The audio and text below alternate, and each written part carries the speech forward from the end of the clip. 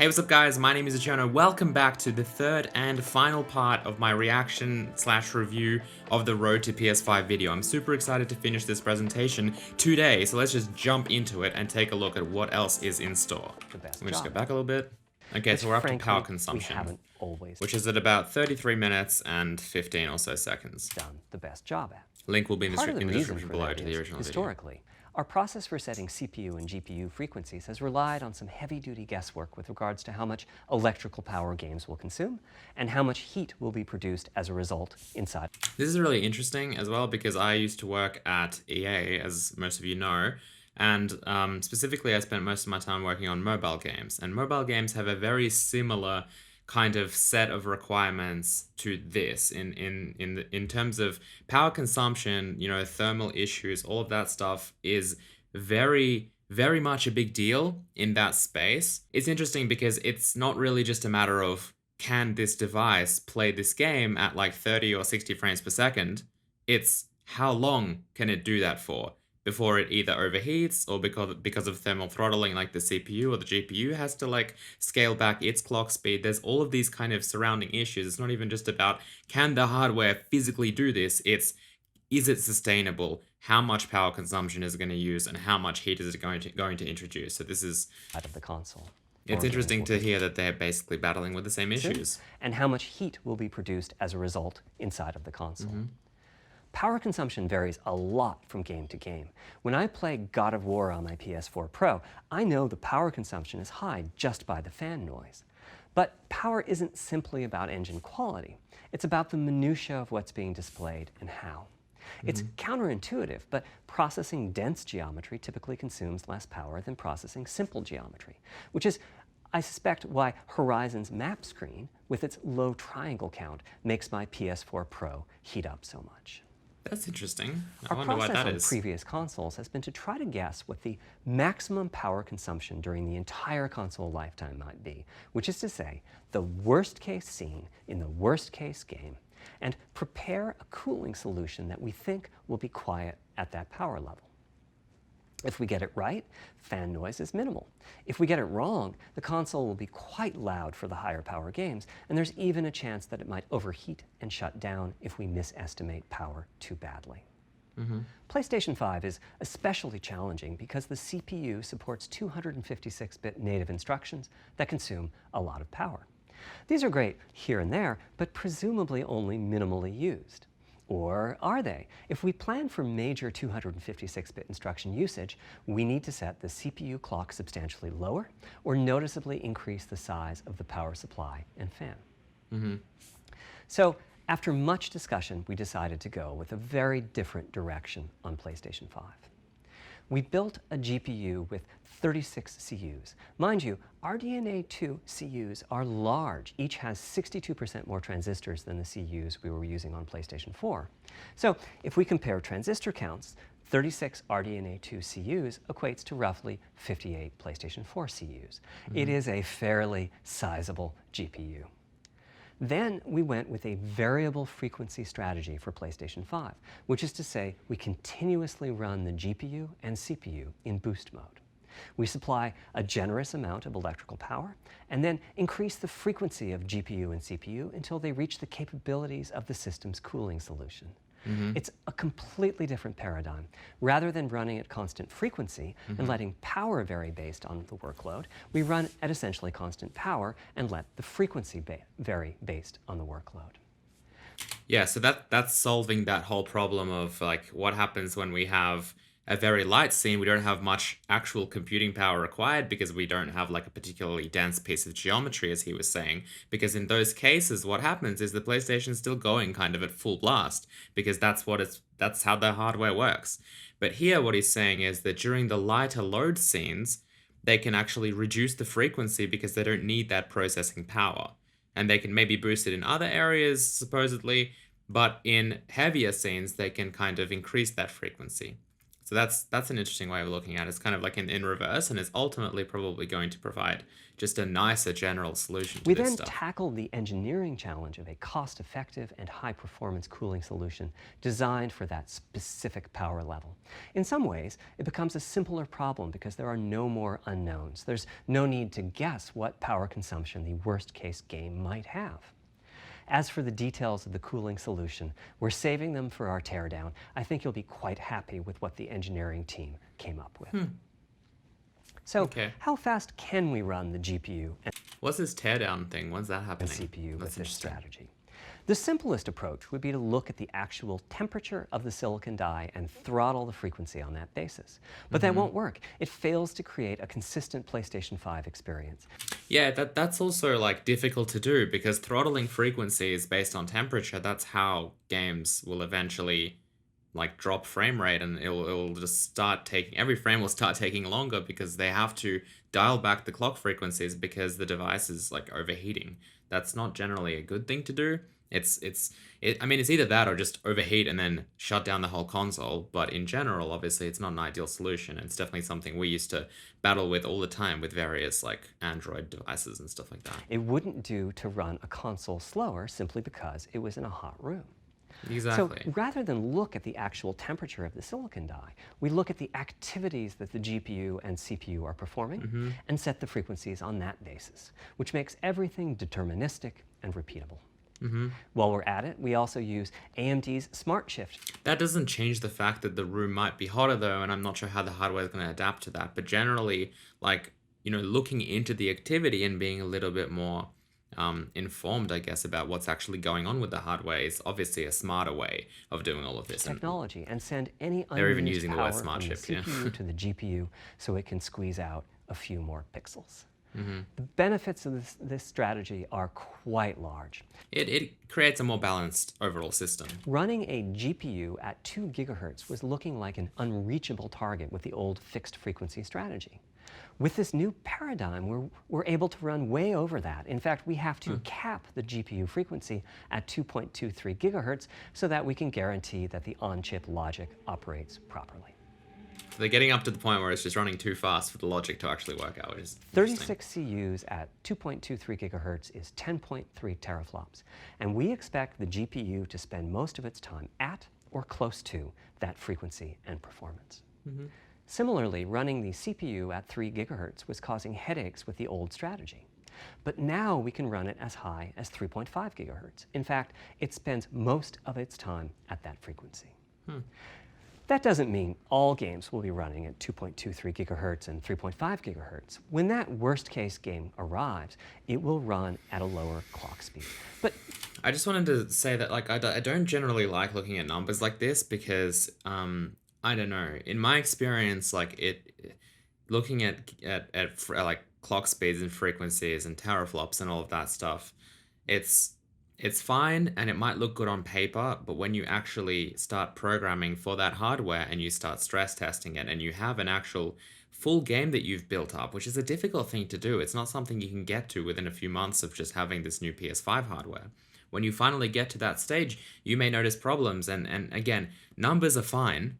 It's cool that it meets certain specifications, but to be honest, like that means nothing until you can actually see that in practice. So I don't know, this is just my opinion and my thoughts, but when I look at these numbers, it's very difficult for me to be like, oh, that is a lot better. Like when I look at like SSD speeds and it says like, 5 gigabytes a second or whatever, like that's an amount that I'm sure that the console could sustain, and I can actually, picture myself streaming 5 gigabytes per second. That's like something tangible. But a clock speed and, a teraflop count, it just, for me personally at least, is a little bit harder to look at that and be like, oh, I can draw this many triangles, or I can make a game that suddenly supports this, because until I start programming for that hardware and I see what other people have done and how sustainable it is and all of that stuff, it's very difficult to just, see kind of a specific, how should I say this, a specific upgrade in a particular department, even though obviously the numbers are there, but there's a bit more of a disconnect, I feel, between those numbers and what's actually capable of being achieved on that platform. Not too much lower. To reduce power by 10%, it only takes a couple of percent reduction in frequency, so I'd expect any downclocking to be pretty minor. All things considered, the change to a variable frequency approach will show significant gains for PlayStation gamers. The final of our 3 principles was about finding new dreams. It's important for us on the hardware team to find new ways to expand or deepen gaming, and that's what led us to a focus on 3D audio. As players, we experience the game through the visuals. I just wanted to add that, like, as a musician as well, like, I really like audio, and audio is always like something that I very much notice in games and that I really enjoy. So this is exciting to me as well, even though I spend the majority of my programming time working on graphics and rendering like related features. Through audio and through the feedback we receive from the controller, such as rumble or haptics. Personally, I feel a game is just dead without audio. Visuals are, of course, important, but the impact of audio is huge as well. At the same time, the audio team on a game project has to do a lot with a little. For example, on PlayStation 4, there's fierce competition for the Jaguar CPU cores. Audio typically ends up getting just a fraction of a core.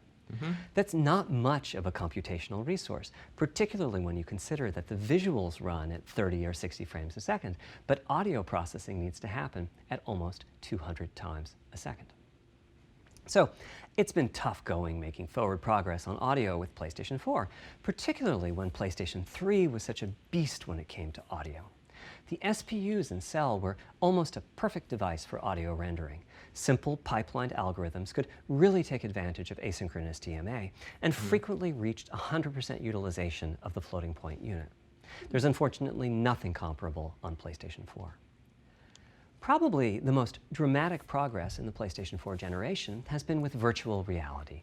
The PSVR hardware has its own audio unit. It supports about 50 pretty decent 3D sound sources. And this provided a hint as to where we could go with audio, as well as some valuable experience. Not to oversimplify, but here were our goals for audio on PlayStation. Such crazy animation, that's cool.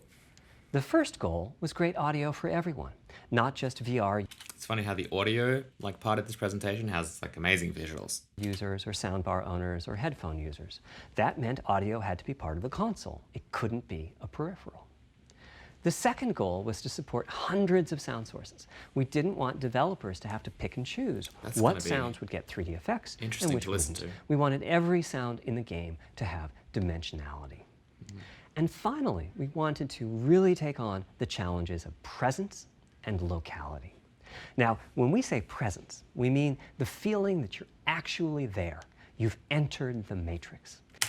Immersion is like, audio is so important for immersion. Like if you're trying to immerse your player in your game and the audio isn't on point and the music or the ambience and just all of the kind of sound design is not on point, it's very difficult to do. And that's why like visuals are great and all, but if you don't have things like he was talking about haptic feedback for controllers and, you know, the actual audio sound design, as I mentioned, that stuff goes so far in terms of immersion. I'd go to say that if you're not dealing with like a virtual reality headset, if you close your eyes and just listen to the sound design, that can immerse you a lot more than just looking at a TV and or a computer screen and being like, ah, cool, these visuals look real. It's not, of course, something we thought we could perfectly achieve, but the idea was that if we stopped using just a rain sound and instead used lots of 3D audio sources for raindrops hitting the ground at all sorts of locations around you, then at some point your brain would take a leap and you'd begin to have this feeling of real presence inside the virtual world of the game. This has the capacity to affect your appreciation of the game, just like music in a game does. For sure. The concept of locality is simpler. It's just your sense of where the audio is coming from, to the right of you, behind you, above you. This can immerse you further in the game, and it can also directly enhance the gameplay. To use Dead Space as an example, I know, old school, you're fighting enemies in fairly dark, spooky locations. Back in the day, if you played the game using the TV speakers, you could tell that there was one last enemy growling and hunting you down, but it was difficult to tell quite where that enemy was. With headphones, you could tell that the enemy was somewhere on the right, which let you deduce, if you couldn't see it, that it must be somewhere behind and to your right. But with 3D audio with good locality, the idea is you know the enemy is precisely there, and you turn, and you take it out. So, how do we know where a sound is coming from in the first place? Well, all those bumps and folds in the ear have a meaning, evolutionarily speaking. Based on what direction the sound is coming from, sound waves bounce around inside the ear, there's some constructive and destructive interference, and the result is a change in volume. The phase of the sound also shifts, depending on what path the sound wave took to reach the ear canal. These volume changes and phase shifts are different for each direction and also vary depending on the frequency of the sound. Head size and head shape also impact the sound in a similar fashion. It's also like the environment also matters a lot because sound reflects off of a lot of different materials, and that can definitely create some kind of phasing issues and all of these things that in terms, like your brain will eventually construct that into something a little bit more tangible. The way that the sound changes based on direction and frequency can be encoded in a table called the head-related transfer function, or HRTF. Here's part of one. The vertical axis is the frequency. The horizontal axis is the direction, front, back, left, right, and the color gives the degree of attenuation of the sound at that frequency. The HRTF is as unique to an individual as a fingerprint is. In fact, you're looking at mine right now. Here's how we measure an HRTF. We've taken hundreds of people through this process. We put a microphone in the subject's left and right ear canals, and then sit the subject down in the middle of an array of 22 speakers. They're basically measuring the acoustical properties in terms of like the actual physical acoustical space inside someone's ear to determine how they hear, which is We then play an audio pretty cool. sweep from each speaker as we rotate the subject.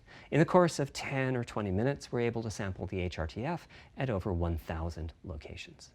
Using an HRTF when rendering audio creates unparalleled quality, but it's computationally expensive. The simplest way to use an HRTF is to process a sound source to make it appear as if it's coming from one of those 1,000 locations we sample. Unfortunately, the processing has to be done in frequency domain rather than time domain, so there's multiple fast Fourier transforms needed for every sound source for every audio tick. That's a lot of multiplies. This computational complexity was the determining factor for our strategy. It meant we had to bite the bullet and design and build a custom hardware unit for 3D audio. That's what I was expecting based on this talk. Collectively, we're referring to the hardware unit and the proprietary algorithms we run on it as Tempest 3D Audio Tech. The meaning of 3D audio and technology should be pretty obvious. Again with the visuals. Here. As for Tempest, I feel it really reflects our goals with audio. It suggests a certain intensity of experience and also hints at your presence within it. We're calling the hardware unit that we built the Tempest engine.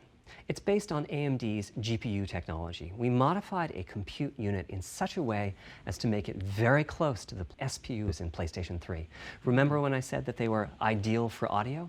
So the Tempest engine has no caches, just like an SPU. All data access is via DMA, just like an SPU. Our target was that it would have more power than a CPU, thanks to the parallelism that a GPU can achieve, and that it would be more efficient than our GPU, thanks to the SPU-like architecture. The goal being to make possible near 100% utilization of the CU's vector units. Where we ended up is a unit with roughly the same SIMD power and bandwidth as all 8 Jaguar cores in the PlayStation 4 combined. If we were to use the same algorithms as PSVR, that's enough for something like 5. So they're basically like with vectorization and everything, they're just talking about how they've designed a unit that's capable of doing a whole large amount of multipliers, which there's like Fourier transforms and all that stuff required to do all the audio. So it's basically like a powerful like multiplication chip that's capable of doing essentially what the audio needs. 1,000 sound sources. But of course, with PSVR, that's enough for something like 5,000 sound sources. 5,000. But of course, we want to use more complex algorithms, and we don't need anything like that number of sounds. It would have been wonderful if a simpler strategy, such as using Dolby Atmos peripherals, could have achieved our goals, but we wanted 3D audio for all, not just those with licensed soundbars or the like. Also, we wanted many hundreds of sound sources, not just the 32 that Atmos supports. And finally, we wanted to be able to throw an overwhelming amount of processing power at the problem, and it wasn't clear what any peripheral might have inside of it. In fact, with the Tempest engine, we've even got enough power that we can allocate some to the games, to the extent that games want to make use of convolution reverb and other algorithms that are either computationally expensive or need high bandwidth. But the primary purpose of the Tempest engine remains 3D audio. Now, 3D audio is a major academic research topic. It's safe to say that no one in the world has all of the answers. And the set of algorithms that has to be invented, tuned, or implemented to realize our vision for 3D audio is immense. For example, use of HRTFs in games is quite complex. Before, I talked about making a sound source appear as if it's coming from one of those 1,000 HRTF sample locations. But for high-quality 3D game audio, we have to handle other possibilities. The sound source might not be at one of the 1,000 HRTF sample locations, so we have to blend the HRTF data from the closest locations that we have sampled. The sound source might be moving, which needs very special handling as that blend keeps changing, and that can cause phase artifacts in the resulting audio. Or the sound source might have a size to it, meaning it should feel as if it's coming from an area rather than a single point. There's also whole categories of approaches to be handled. 3D audio can be implemented using individual processing of 3D sound sources. But alternatively, ambisonics can be used for 3D audio. Ambisonics being somewhat like the spherical harmonics used in computer graphics. And finally, there's audio devices. The player might be using headphones or TV speakers or have a higher-end surround sound setup with 6 or more speakers, all of which need different approaches. That's a lot of variations. It's nice to have the computational resources of the Tempest engine, but it's clear that achieving our ultimate goals with 3D audio is going to be a multi-year, step-by-step process. Having said that, headphone audio implementation is largely complete at this time. It was a natural place for us to start. With headphones, we control exactly what each ear hears, and therefore the algorithmic development and implementation are more straightforward. For TV speakers and stereo speakers, we're in the process of implementing virtual surround sound. The idea being that if you're sitting in a sweet spot in front of the TV, then the sound can be made to feel as if it's coming from any direction, even behind you. Virtual surround sound has a lot in common with 3D audio on headphones, but it's more complex because the left ear can hear the right speaker and vice versa. We have a basic implementation of virtual surround sound up and running. We're now looking at increasing the size of that sweet spot, which is to say, making the area you need to be in to feel the 3D effect larger, and we're also working to boost the sense of locality.